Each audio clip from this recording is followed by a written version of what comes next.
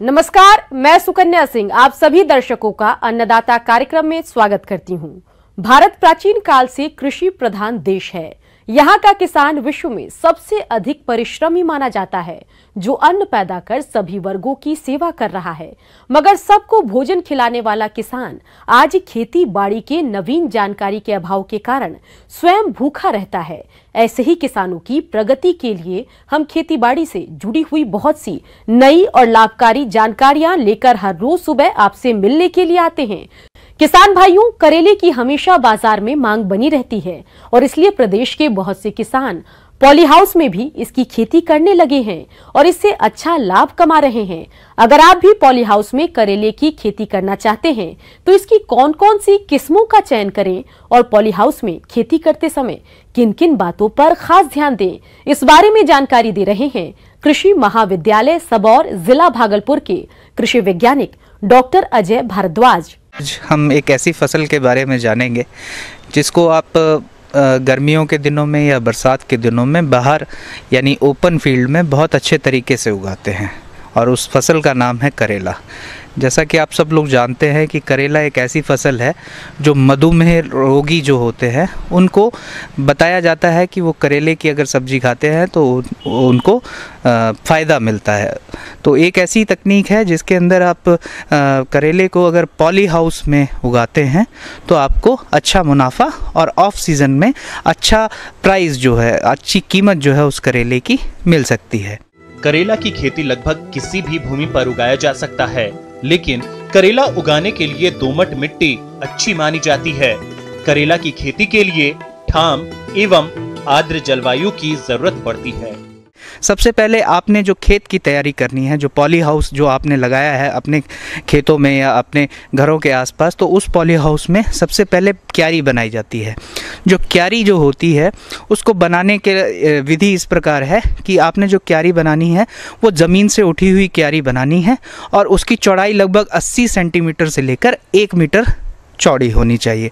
आपका poly house जो है वो जितना मर्जी लंबाई का हो, आप उतनी लंबाई के बेड बना सकते हैं यानी क्यारी बना सकते हैं, लेकिन चौड़ाई का हमेशा ध्यान रखेंगे कि उसकी चौड़ाई 80 सेंटीमीटर से लेकर 1 मीटर के ही होनी चाहिए और वो ज़मीन से उठा होना चाहिए। लगभग 15 से 20 सेंटीमीटर वो ज़मीन से ऊंचा उठा होना चाहिए कि जो भी बेड आप बना रहे हैं उसके बीच में यानी दो क्यारियों के बीच की जो दूरी है वो अमूमन 50 से 60 सेंटीमीटर रखी जाती है। अब बात आती है कि इसके अंदर जब हम बेड तैयार करते हैं तो बेड तैयार करते वक्त क्या क्या चीज़ें उसके अंदर मिलाएं। तो इसके अंदर हम खाद मिलाते हैं।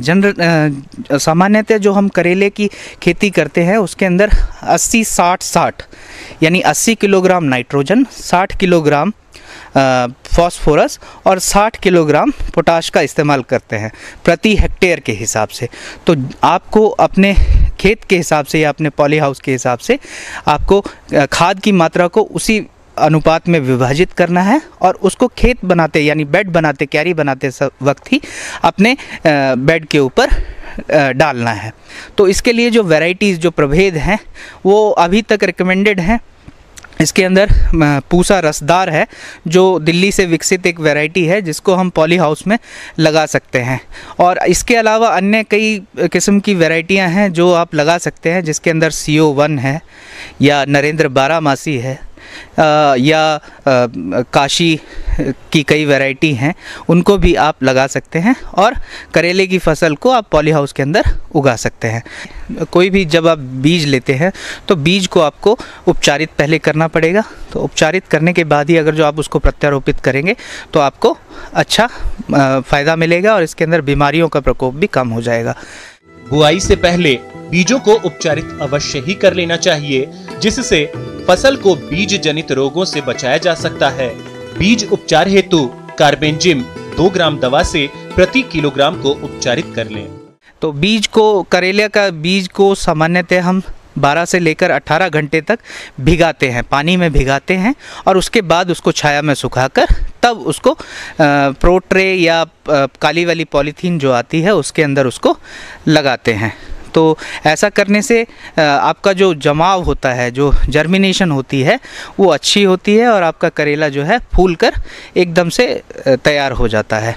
सामान्यतः जो करेला है उसको तैयार होने में 1 महीने का समय लगता है अमूमन। तो 1 महीने के अंतराल के बाद आप उसको प्रत्यारोपित कर सकते हैं। जब भी करेले की फसल में जो आप बिचड़ा तैयार करे हैं उसके अंदर 2 से 4 पत्तियां आ जाएं, तो ऐसी अवस्था में आपको वो जो आपने क्यारी बनाई है उसके ऊपर उसको प्रत्यारोपित कर सकते हैं।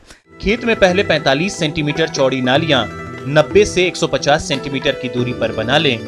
उसके बाद नालियों के दोनों तरफ बनी मेड़ों की ढाल पर पौधों की रोपाई करें।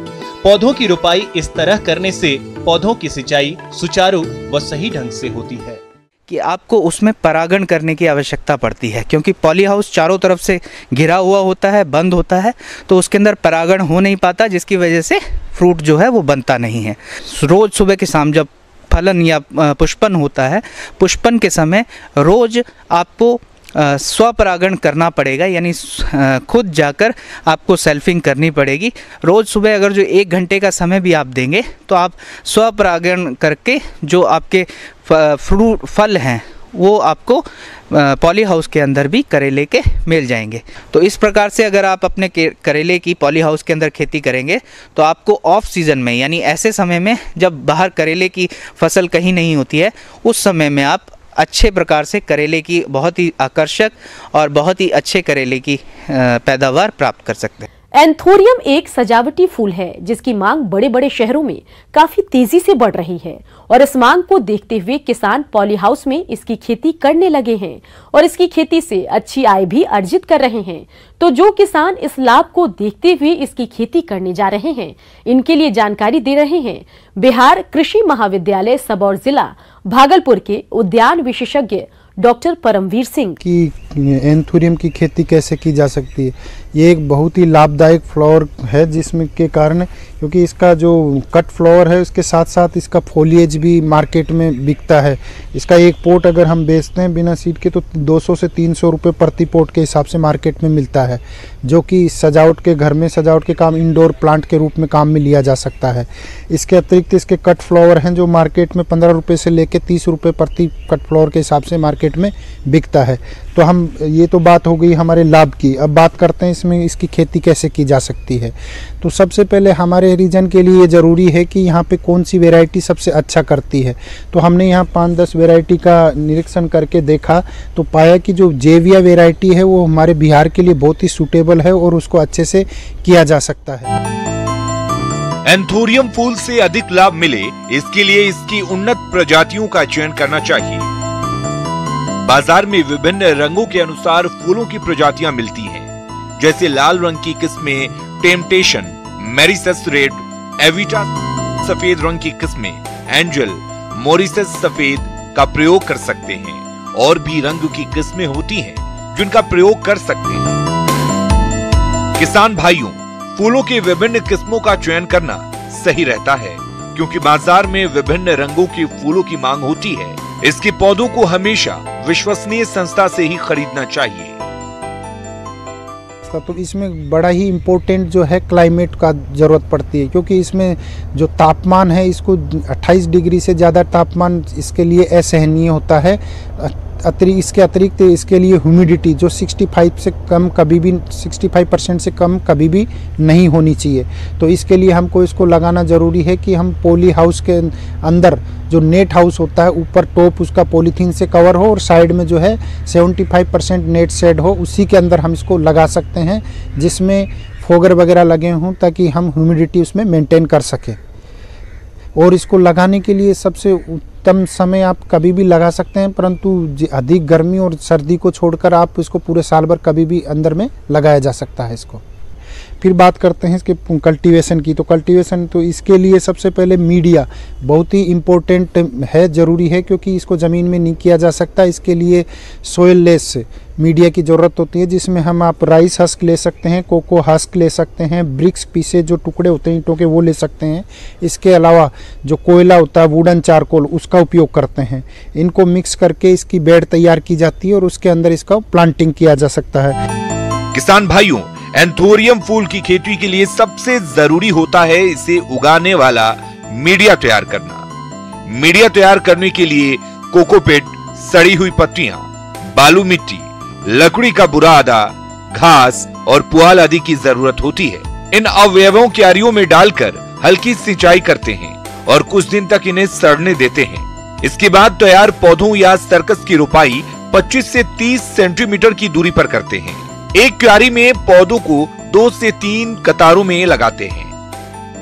इसके उपरांत हमको ध्यान देना होता है इसका न्यूट्रिशन का। न्यूट्रिशन के लिए इसमें ज़्यादा कुछ देने की ज़रूरत नहीं होती। जो हमने यहाँ पे पाया है वो सबसे अच्छा है 4 ग्राम प्रति लीटर NPK जो वाटर सोल्यूबल आता है, वो हम इसको यूज कर सकते हैं। वाटर सोल्यूबल को हमको वीक में 2 बार स्प्रे करना होता है लीफ पर। इसके अतिरिक्त कैल्शियम नाइट्रेट और मैग्नीशियम सल्फेट आधा ग्राम प्रति लीटर 15 दिन के अंतराल पर इसमें स्प्रे किया जाता है। इसके अतिरिक्त माइक्रोन्यूट्रिएंट जो है उसका भी स्प्रे करना जरूरी है, जो कि 15 दिन के अंतराल पर कर सकते हैं। एंथोरियम फूल की फसल बहुवर्षीय फसल होती है, इसलिए फसल से सही पुष्प उत्पादन मिलता रहे, इसके लिए समय समय पर कुछ खास प्रबंधनों को करना पड़ता है, जिनमें से प्रमुख है फसलों की कटाई छटाई। प्रत्येक पौधों पर केवल 6 से 8 पत्तियां ही रखना चाहिए। शेष पुरानी पत्तियों और रोग ग्रसित पत्तियों की कटाई कर देनी चाहिए। इससे फूलों की बढ़वार अच्छी होती है। तो हमको हमेशा ये ध्यान रखना है कि 4 से 5 पत्ती ही एक पौधे पर मेंटेन रखनी है। तो जैसे जैसे पौधा बढ़ता है तो हमको पुरानी पत्ती को प्रूनिंग कर देते हैं, लीफ को हटाते चलते हैं और हमेशा पौधे पर 4 से 5 पत्तियां ही मेंटेन करके रखते हैं। फसल में आमतौर पर रस चूसने वाले कीटों का प्रकोप होता है। इनकी रोकथाम के लिए इमिडाक्लोप्रिड 1 मिलीमीटर प्रति लीटर पानी में घोलकर छिड़काव करें। साथ ही रोगों का प्रकोप दिखाई देने पर कार्बेंडाजिम 1 ग्राम दवा प्रति लीटर पानी में घोलकर फसलों पर छिड़काव करें। फिर बात करते हैं इसके फूल देने की। तो हमको पौधे लगाने के बाद 6 से 8 महीने तक उसमें फूल लेने की आवश्यकता फूल नहीं आती। इसके बाद ही इसमें फूल आना स्टार्ट होता है, जो कि एक बार लगाने के बाद 5 से 6 साल तक इसका कॉमर्शियल लाइफ होता है। एक बार लगाने के बाद लगाते रख सकते हैं और साइड से कट फ्लावर के अलावा जो सूट्स निकलते हैं उसका हम तैयार करके पौधे भी बाजार में बेच सकते हैं, जिसकी कीमत मैंने आपको बताया कि 80 रुपये से 150 रुपये अगर छोटी साइज़ का देते हैं और बड़ा पोट में देते हैं तो 200 से 300 रुपये प्रति के हिसाब से मार्केट में बिकता है। आंवला औषधि गुणों से भरपूर फल है और इसलिए प्रदेश के बहुत से किसान आंवले की बागवानी करते हैं।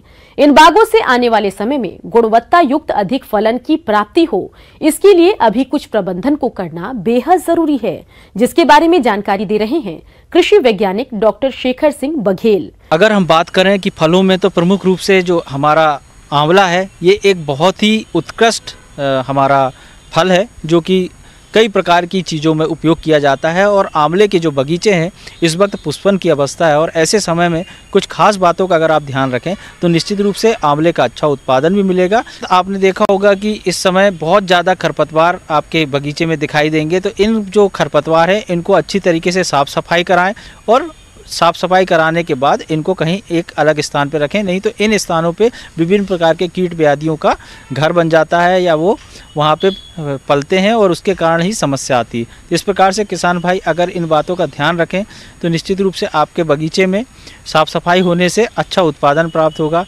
आपको चाहिए कि जब भी आप साफ सफाई करें इसके बाद में अच्छी तरीके से बगीचे में थाले बनाएं पौधों के आसपास। तो थाला हमेशा दोपहर के समय जब 12 बजे सूरज सीधा पड़ता है तो पौधे के ऊपर जब सीधा पड़े और चारों तरफ जितनी जगह पे छाया पड़ती है उस स्थान पे घेरा बनाकर उस स्थान पे निदाई गुड़ाई करें और उस जगह पे थाला बनाएं। किसान भाइयों, आंवला की बाग को गोलमेज कीट द्वारा अधिक नुकसान पहुंचाया जाता है, तो आप इसकी पहचान कर नियंत्रण कैसे करें, आइए जानते हैं। कई बार देखा गया है कि जो हमारे जो बगीचे हैं इनमें गालमिच एक प्रमुख रूप से समस्या होती है, जिसमें आपने देखा होगा कि जो तने हैं उनमें या जो हमारी शाखाएं हैं उनमें एक गालमिच का हम कह सकते हैं प्रोण है, वो छेद करके वहाँ पे अंडा दे देता है और उसका मैगट फिर उसके तने के अंदर एक गठान जैसा बना देता है और पूरी शाखा जो है वो मोटी सी हो जाती है, उस जगह से फूल सी जाती है और फूलने के बाद में उस जगह से जो पोषक तत्व हैं उनका आदान प्रदान कम हो जाता है। साथ ही साथ फल भी कम आते हैं, फूल कम आते हैं और कई बार तो ये देखा गया है कि पूरी शाखा ही सूख जाती है और जब फल आते हैं तो फल ज़्यादा हो जाने के कारण कई बार वो शाखा बहुत ज़्यादा कमज़ोर होने के कारण टूट जाती है। इस प्रकार से एक बहुत बड़ी समस्या है गालमिच की, जिसकी रोकथाम करना हमें आवश्यक है। और इस प्रकार की अगर आपको समस्या दिखती है तो उन शाखाओं में आप जो उपाय है, उस उपाय में प्रमुख रूप से जो दवा है मोनोक्रोटोफास, उसकी 2 ml मात्रा प्रति लीटर पानी में घोल बनाकर उस स्थान पे जहाँ पे ये समस्या दिखाई दे रही है वहाँ पे आप इंजेक्शन के माध्यम से वहाँ पे स्प्रे कर सकते हैं या अंदर डाल सकते हैं जहाँ पे छेद किया हुआ है। और गांठ वाला जो स्थान है उनको अगर आप कटिंग कर दें और उनको वहाँ से हटा दें तो निश्चित रूप से ये समस्या से आप निजात मिलेगा और पौधों को भी इससे समस्या नहीं आएगी और अच्छा उत्पादन प्राप्त होगा। आंवला के बाग को छाल भक्षक कीट द्वारा भी अधिक हानि होती है, इसलिए आप इस कीट का समय रहते नियंत्रण कैसे करें, आइए जान लेते हैं। इसके अलावा आपने देखा होगा कि कई बार आप बगीचों में घूमेंगे तो आपके जो वृक्ष हैं उनके तनों में, शाखाओं में कई बार जालियां सी दिखाई देती हैं और ये जालियां कुछ नहीं, एक एंडरबिला एक प्रमुख रूप से कीट होता है और ये कीट अपना जो अवशिष्ट है वो निकालता है और वो जालियों के रूप में पूरी तने में या उसकी जो शाखाओं में उसमें लटका हुआ दिखाई देता है। तो आपको ये जालियों को हटाना है और हटाने के बाद आप देखेंगे कि किसी प्रकार का एक छिद्र दिखाई देगा। ये छिद्र तने के अंदर विभिन्न प्रकार के समस्या पैदा करता है, कई बार पूरा शाखा ही सूख जाती है, भोजन का आना जाना रुक जाता है और पौधों की बढ़वार भी रुक जाती है। तो हमें चाहिए कि इस छेद को जब आपने देख लिया कि कहीं पे जाली के नीचे कहीं छेद है तो आप क्लोरोपाइरीफास जो दवा है उसको इंजेक्शन के माध्यम से इस छेद में अंदर डाल दें। इसके अलावा सामान्य सी एक तकनीक है, जैसे कि मिट्टी का तेल उपलब्ध होता है, तो मिट्टी का तेल एक रुई के फोए में डालकर और उस छेद में किसी तार के माध्यम से अंदर डाल देवें और डालने के बाद गीली मिट्टी से उस छेद को अच्छी तरीके से बंद कर देवें। इससे भी आपके एंडरबिला की जो समस्या है वो हमारे फल वृक्षों में नहीं आती और इस समस्या से निजात मिल जाती है। आंवला के बाग में मिलीबग कीट का आक्रमण भी होता है, तो इस कीट की पहचान क्या है और इसका नियंत्रण कैसे करना है, आइए जानते हैं। इस वक्त पुष्पन की अवस्था है किसान भाई, और आंवले के जो बगीचे हैं उसमें प्रमुख रूप से देखा गया है कि कई बार मिलीबग इसकी बहुतायत में समस्या देखी जाती है और ये पौधे में जो पत्तियां होती हैं इनको चूसने का काम करते हैं और इसके कारण ही कई बार बहुत ज़्यादा समस्या आ जाती है। तो हमें चाहिए कि प्रारंभिक स्तर पे ही हम इनको रोकथाम करें। इसके लिए आप इमेडाक्लोप्रिड जो दवा है उसकी 1 ml मात्रा प्रति लीटर पानी में घोल बनाकर अगर आप वृक्ष में छिड़काव कर देते हैं तो मिलीबग जो है उसकी समस्या नहीं आएगी, वो ऊपर नहीं चढ़ेंगे। सिंपल सा जो ग्रीस होता है उसकी एक लाइन तने के आसपास लगा दें तो ये जो मिलीबग की जो समस्या है ये नीचे से ऊपर जब झाड़ में नहीं चढ़ पाएंगे, आपके वृक्षों में नहीं चढ़ पाएंगे और ये समस्या नहीं आएगी। तो निश्चित रूप से ये जो समस्या कीटों की है ये नहीं आएगी।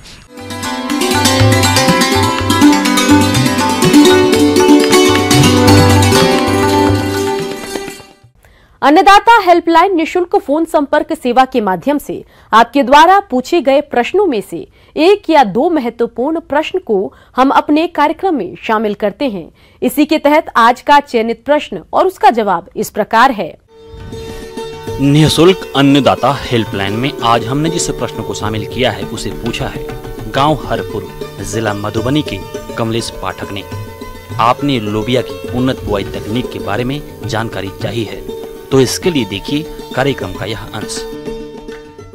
कि लोबिया जो बोड़ा है वो गर्मी से बरसात दोनों मौसम में इसको लगाया जा सकता है और लगभग जब रात का तापमान 20 डिग्री हो जाता है तो इस फसल को बोने का सही समय है।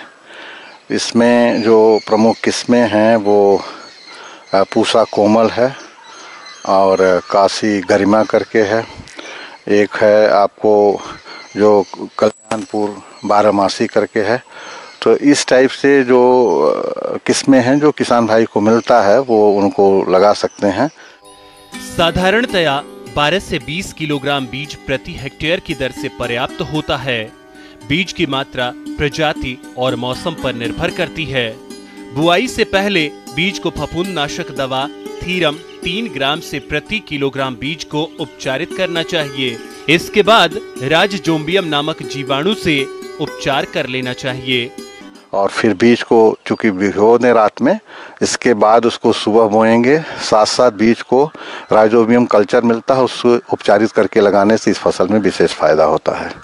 खेत की तैयारी एक बार जरूर मिट्टी गहरे उससे करेंगे, मोड़ प्लाऊ हो चाहे डिस्क है तो हो।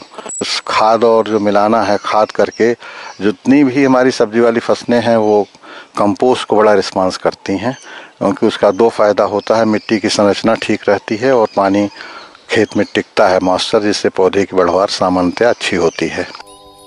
लोबिया एक दलहनी फसल है, इसलिए यूरिया की 44 किलोग्राम, डीपीए 60 किलोग्राम और पोटाश 50 किलोग्राम प्रति हेक्टेयर खेत में अंतिम जुलाई के समय मिट्टी में मिला देना चाहिए और 20 किलोग्राम यूरिया की मात्रा फसल में फूल आने पर प्रयोग करना चाहिए। तो उसको करीब 150 कुंटल पर हेक्टेयर के हिसाब से खेत में बराबर फैला करके पहले जुताई करनी चाहिए। इसके बाद कल्टीवेटर चला के उनको खेत को क्यारी और नालियों में बांट करके फिर चूँकि हम इसको जो लगाते हैं वो गर्मी वाली फसल को 45 बाई 45 सेंटीमीटर की दूरी पे करते हैं। 2 लाइनों के जो बीच दूरी होते 45 और 2 पौधों के बीच में 15 से 20 सेंटीमीटर रखते हैं। अब आइए देखते हैं कल दिखाए जाने वाले कार्यक्रम की मुख्य झलकियां। फसलों की कटाई गहाई यंत्रों से करने पर किसानों को होगा फायदा। बटेर पालन करके कमा सकते हैं अच्छी आमदनी।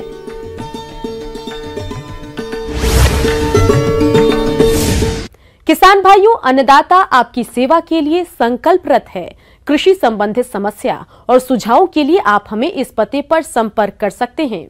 प्रोड्यूसर अन्नदाता, news 18 Bihar Jharkhand, Ramoji film city Hyderabad 501512।